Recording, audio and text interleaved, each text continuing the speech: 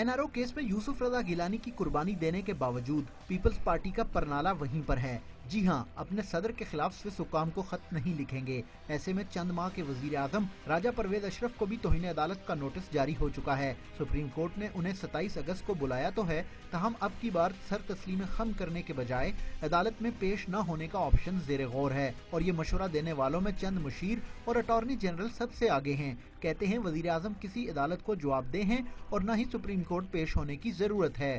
Peoples party के अंदर तो ये राय पाई जाती है कि वजीर आजम साहब को अदालत में जाने का कोई फ़ायदा नहीं है, क्योंकि जहाँ पर फैसले जो हैं वो हाज़रियों के बजाय पहले लिख के रखे हुए हों और जहाँ पर एक ट्रस्ट ना हो तो वहाँ पर जाने का कोई फ़ायदा नहीं होता।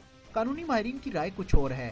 कहते हैं तौहीन अदालत के कानून के तहत इज़हार वजू के नोटिस का जवाब देने के लिए वजीर आजम का ज़ाती तौर पर पेश होना लाजमी है। He has to appear, क्योंकि कोर्ट की डायरेक्शन है इन पर्सन अपीयर होने की।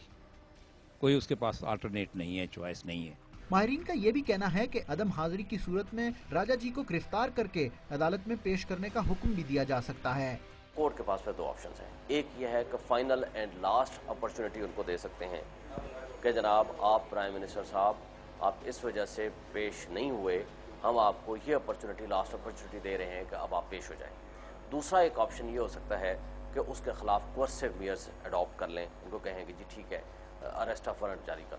सदर के खिलाफ खत लिखने से मुतालिक अदलिया और हुकूमत दोनों अपने अपने मौक़िफ़ पर डटी हुई हैं। ताहम माहिरीन की राय में अगर मसले का कोई काबिल कबूल हल ना निकाला गया तो अब की बार इदारों में तसादुम शदीद और इससे पैदा होने वाला बहरान ज्यादा संगीन हो सकता है।